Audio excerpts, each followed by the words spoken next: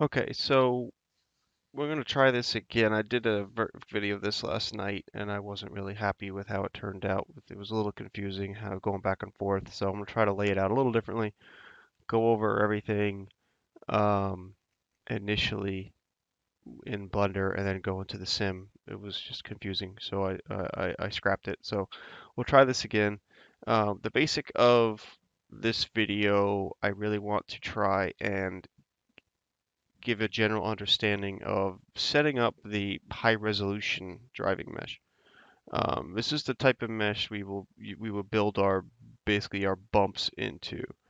There's various different types of bumps, and it can really, really helps out a lot of tracks. It's really kind of a necessity in my opinion, um, depending on really all tracks require some kind of noise in the track surface, whether it's freshly paved or, a 50-year-old worn out surface. Um, there's going to be some kind of noise that needs to be put back in. The goal to this point is to have a smooth track. I was able to retain some of the noise with this. Kind of got lucky with how we laid out the track surface with the first couple videos with this particular data because it was pretty clean. But you may have to smooth it more depending on how noisy your data is. But the goal here is to have a smooth track. And if once you have a smooth track, then we have to kind of move into adding the noise back in, adding the character back into the track. So what we have here with North Wilkesboro is a pretty smooth track. Um, I'm probably going to add a little bit of noise back in, but I just want to go over the basic process here. I'm also going to show you some stuff on Road America because kind of that kind of makes more sense as to what most people are going to be using these videos for as far as this type of aspect of building a track. So what we're looking at here is the visual mesh that we were driving on in some of the earlier videos. And this is fairly high resolution. I may pull some of this information out at some point, but I might be able to just leave it because it is a short little oval, and I probably can afford the extra triangles in the track surface. That's probably not something that you're really going to notice, but being that such a small track, the amount of triangles that are being saved is minimal.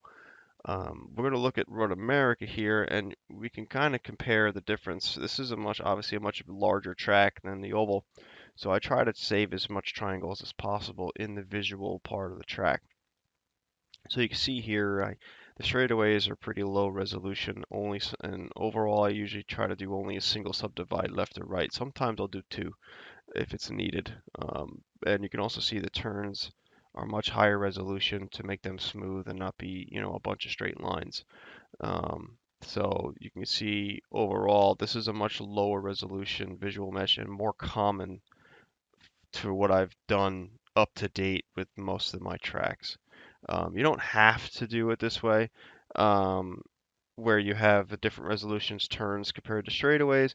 It's just I like to try to save a little as much as possible as triangles, and you really can't perceive this lower resolution on the straightaways. And I feel if I can save a couple thousand triangles in this part of it, because you also got to realize you're going to save a little bit on the land as well because it's not doesn't have to join up to such a high resolution area compared to say the turn. So if it's like this all the way around the track, you're throwing, in my opinion, throwing away a decent amount of triangles.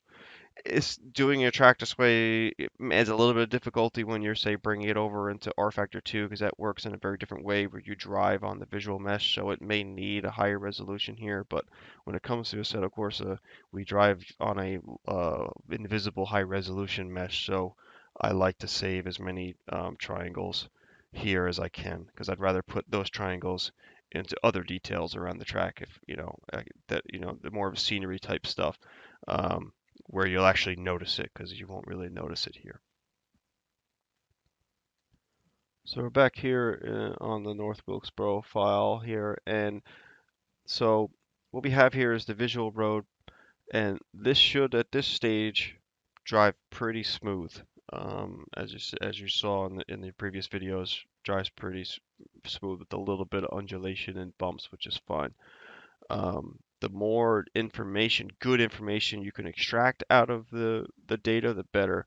Um, you got to play with you may have to play with your capture mesh resolution that we made in the first video in order to get the cut the noise out of the data, because every data is going to have a little bit of noise. Even ground scan data that I use for Calibogie had a little bit of noise in it that had to be filtered out.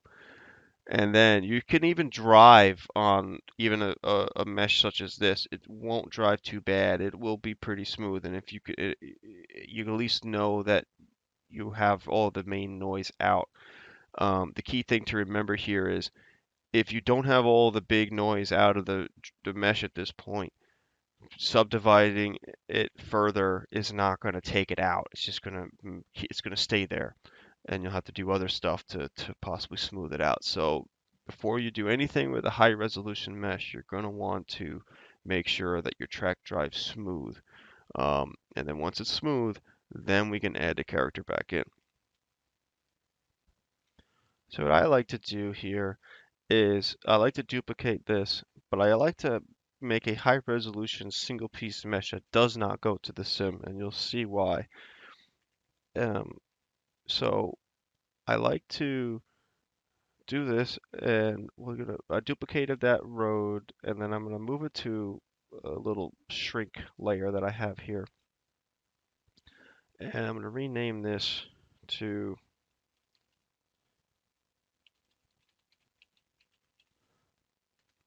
so this is going to be the surface that we put our noise into, and then we'll duplicate it and break it apart. So what we want to do here first is we're going to subdivide this, bump up the resolution a little bit, and you can just eyeball this. It doesn't necessarily matter as long as you have enough resolution to get the detail across. I don't necessarily have numbers like points per foot or meter. I usually just eyeball it, and it usually comes out. I just compare it to other projects I've done or Kunos tracks or whatever. Um, but usually one or two subdivisions up is fine, and then we'll end up probably doing a decimate later to lower the resolution a bit, but that's not until after you're all pretty much said and done. So if you're a little high on the resolution at this point, it's not a big deal. So we're going to apply this. So this is what we're going to basically shrink to. So this is the surface we're going to add our displacement modifiers to. So you add your displacement, and we're going to add a new texture, and we're going to call it just main noise. And then when we come over to this texture, I usually just use texture coordinates for local, normal direction. It's fine. I never really mess with any of that stuff. You can play with it, but I never do. Um, so we come over here to this section, to the texture properties, and I like to use clouds. I've pretty much used clouds for every single track that I've done to this point. It's a very versatile type of texture. And you can see, as soon as we did that, there's a bunch of noise that came into the track. So my normal settings, um, I like to do color. It just brings past potential more detail in. And you play with the size settings. So I'm going to crank up the noise a little bit in the modifier so it's a little easier to see. And that's normally what you do is just crank up the noise so you can kind of see what's going on. And this is the type of noise that's super generic right now. This would just shake the car to death, even with smaller numbers. So we'll go back to the texture and we have to play with the size. And one thing you'll notice here is it kind of stops at 2. I don't know why it does this, but you can go as big as you want, and you can see the detail comes out of the track at this point, but it's still working. If you come in here and crank the strength way up, you can see it now is a much longer wavelength. Let me just keep that up a little bit. It'll come down to 50, and you can see it brings in more noise as you shrink the size down. So these are the numbers you're going to have to play with to get the kind of feel that you want. I usually start off with kind of a smooth, long bump like this will give you your kind of gentle ups and downs and undulations as you go along the track. It won't move the car around much at all, but it'll make the car dance a little bit, especially at higher speeds. You also have this depth setting that will also bring in some detail. The lower the depth, let me bring the resolution down, even further. Um, as the depth goes down, it also brings detail out. It just won't pick up as much detail from the texture file. And then as you crank up the depth, you'll pick up more information. So again, these are just settings you'll have to play with to kind of get settings, you get the kind of feel that you want. So we're just going to do some basic settings here. 5 is usually fine. And so 30 and 5 will come back here, and then we'll go as low as, say, 0.1 is a basic number. And it doesn't look like much, but when you start turning, you look at it and you turn see, you really can't see it. You can see a little bit happening there. It's hard to perceive, but we're talking millimeters here. We're not talking a large amount of movement for the most part when you're dealing with this type of stuff. So once you get your kind of basic bumps laid out, so the reason why I leave this a single piece is I will then duplicate this. All right, and then we're going to move this to a new, that's not what I wanted. I wanted to move this to a new collection and call this physical. All right, we'll bring that up here so we have it more accessible. Turn our shrink off, so now we have our physical. So this is the road. We don't want any modifiers on this at all. We'll get rid of the displacement modifier. We'll come in here and we'll rename this to 01 road. So now this is our physical mesh, but it's too high of a resolution for Assetto Corsa to do anything with because of your limits. I forget what the number is. It's like 62 or 64,000 vertices before the editor says, this isn't coming in. We're not going to allow this to come in. So you have to break it apart into pieces. So a simple way that I do this, again, this is a small little project, but it works for anything. Hold on a second. So a simple way to do this is I go into edit mode and say it's already named 01 road.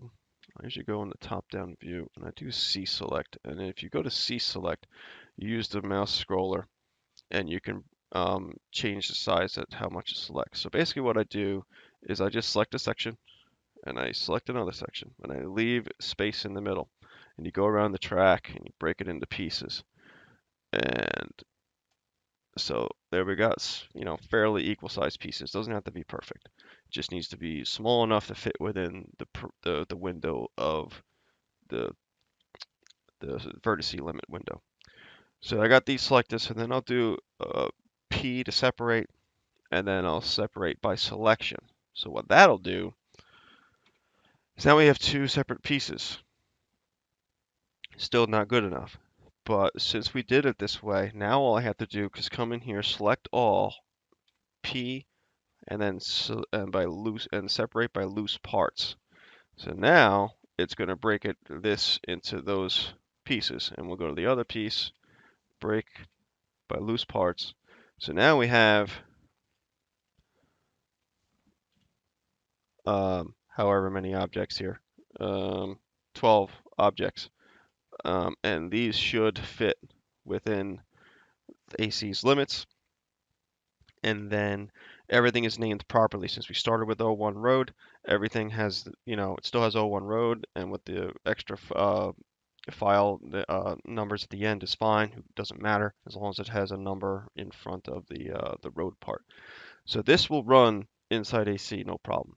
So now what we want to do is we want to add a modifier to it. And what we're going to do is we're going to shrink this down on our high-res shrink. So I named it high-res shrink. So that piece is done. We're going to do select all. We're going to do Control L. and I want to make link modifiers. So now all of the objects here have the same modifier applied to it, and it's all going to the high res.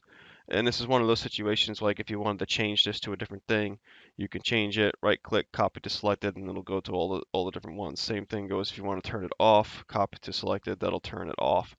So now, if we say come back and turn our high res shrink on, this is our single object, and we crank up the strength on this. Now you'll see that I'm going to hide the shrink. All our little pieces have grabbed that noise. So what happens here is if you want to tweak your noise, all you got to do is tweak it on this high res shrink. Sorry. All you got to do is tweak it on high res shrink, and all of your physical objects will follow it. So that way you don't have to break your track apart every single time. I'm having trouble here. Yeah, you don't have to break your track apart every single time you want to test it. These will always fit within the limits of AC, and you could export it no problem. And say you just tweak your noise and parameters on that main file. It just should save you. It saves me quite a bit of time in doing it this way. So then the final step in this, once you get your physical mesh sorted out, you got your bumps how you want them. You would then go take, and you guys, you could do this whenever, really. As soon as you do what we just did, you come in here, you can turn your main road on, turn our physical off for a second, and same thing. You come in here, add a shrink wrap modifier, high res shrink, and now your visual will, as best as it can, follow the physical. It's not going to be perfect, but usually, even even with the lower resolution of Road America that I showed before, it would you the tire may go in and out of the road a little bit, but it's pretty imperceivable. Unless you're studying the freaking tire like a hawk, you're never gonna really notice it. So, um, it should be fine. But yeah, then you shrink your visual to your physical, and then as I go further into videos, you'll see when we add surrounding land and stuff, you'll have to maybe do um, some vertex groups on this border and have it shrink to the nearest vertex of the visual the new road, because obviously there's gaps here and obviously this is exaggerated. But even if you um, bring this down to lower levels, you see you can get little tiny gaps here. Um, and these are, 0.6 is, well, see, even 0.1, you may get a little gaps there. So you'll have to take the edge of this um, land object and then shrink it to the visual. So you kind of avoid any kind of holes. So as I say, adding the noise in the track's going to move the surface around a little bit. Obviously, we're talking millimeters again. We're not talking feet, or even at most centimeters when we're talking about the larger undulations. Um, but that's the basic rundown of how I set up the high-res mesh with the displacement modifiers, and then also break the physical apart that will AC will be able to see, um, and then shrink the visual down back onto the physical as well, and that should cover that. So next, I want to go into um, some kind of samples of road noise that I've set up inside the sim, and I'll show them in a little Blender file, and we'll go over that next. One more thing, quick, I wanted to mention with these modifiers is that you can stack them. So we're back in Road America here because this is my one-piece mesh that I use to build the noise into Road America, and you can have more than one displacement modifier. You can have um, assigned to the object, and you can also utilize vertex groups to just to tell where they where certain areas get bumps and where they don't. So you can see here, this is a area here. I have T1 um, had a certain type of bump that needed to be a little rougher than the rest of the track. So I picked out that one area and assigned a modifier to it. Which one is it? This one, T1 here. And I think the strength is just a little bit higher here. You can see if I crank up this noise, it should, yeah, you can see it kind of messes up that one, just that one area. So that's one way that I have uh, picked out like certain areas that should have bumps and maybe some that shouldn't. You can still have the same texture applied, and you can stack them and do whatever you want with them. Like you'll often have a long kind of wave that's smooth, and then you'll have a little of the shorter wave noise added on top of that, which kind of brings it to life. But some areas may be rougher than others on a track, or the noise maybe adds a little funkiness to a certain area. So you mess with the vertex groups, and you can add or remove areas and really fine tune how where the bumps are applied. You can do that with texture maps. I've experimented with it. I tend to prefer this. When I built, say, Bridgehampton, I picked out every little area that had, certain types of bumps, specifically those patch marks and the asphalt patches, and they all have specific vertex groups and specific displacement modifiers assigned to them with different values and texture settings. Again, it's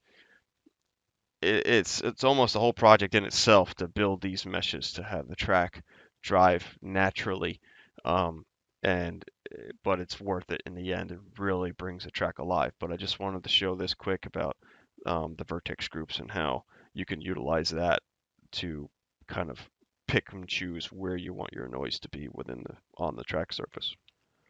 So take a quick look here. This is my little sample file I made. I got three track surfaces here, and they have three different types of noise assigned to them. The first one, just to give you a visual, is going to be a little bit of a bigger wavelength, but not going to have a lot of noise in it. The second one, you can see it's going to be a little tighter. You're going to see a lot more detail in the surface. And then the third one has them both stacked together. So it has the small noise as well as the big noise.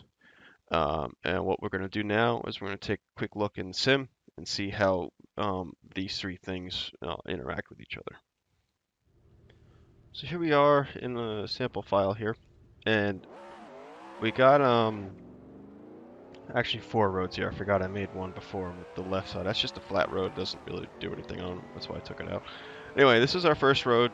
You see, it's kind of a smooth undulation. It's not a lot of detail in it. It's not really moving the wheel around back and forth much at all. It's not giving me any real feedback. And you can see some areas are rougher than others. So as I mentioned, you can use, I'm trying to go to fifth gear there. You can use your vertex groups to kind of, play with them and maybe calm a certain area down if it's a little crazy. But you can see here it's a nice subtle kind of undulation, nothing crazy. And then so that would be kind of our first stage. So we'll go back here and we'll go to the road to the right, and this will be our a little bit noisier kind of mesh.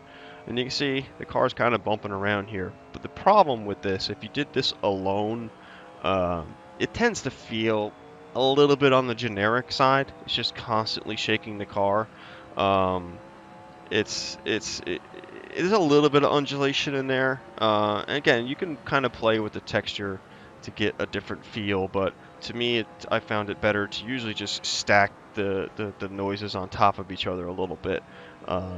But you say that's our second kind of settings with the kind of tighter noise that we have. And then the last one will be the two together.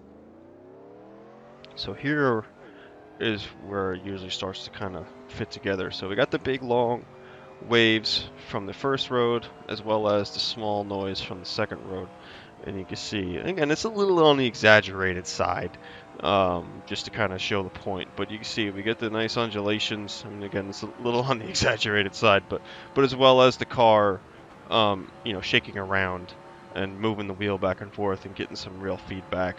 So that's where it kind of comes together, is when you start kind of playing around with the layers and kind of adding things together. And again, it's a little on the exaggerated side, but just hope to kind of show the point of how it kind of all works together. So one minor quick last look at this here. I just wanted to show the texture settings for those particular examples. Obviously the noises levels are cranked up, but we have our small noise, which should be our, well, that's on both of them, but, oh no, I want to have, sorry, on our small noise one, um, we got 30 and 24. So the main thing here is the depth. If we go over to the other one over here, our depth is 0. So there's not a lot of detail picked up. If you move the depth up, it brings that in. So it's not a huge difference in the size between these two, but the depth was the big difference. 30 and 40 was the main difference between those two. So it just shows you the basics of how those numbers work. Um, with, 0 depth and a little bit larger size is going to give you the longer wave, and then the more depth and the smaller size is going to give you the tighter noise. All right, so I think that pretty much covers everything with um, physical meshes. If I could think of anything more along the way, I'll add it to other videos. But I think that pretty much covers every aspect of it. Going forward with North Wilkesboro, the next stage, you may have, I don't know if I showed it, but you'll see how I built some of the internal land. Um, let's see, infield. So I've already built the infield. I'll go over some of that. I'll show it in wireframe quick, just so you can see it. But I want to get some of the external land built, and then I'll also show some samples with Road America as well. So that'll be what coming up probably maybe at the end of the week. I'll try to get some of that going with this, and get episode. I think this is 6, so I'll get episode 7 out as soon as I can and get the next stage going. All right, I'll talk to you later. Bye.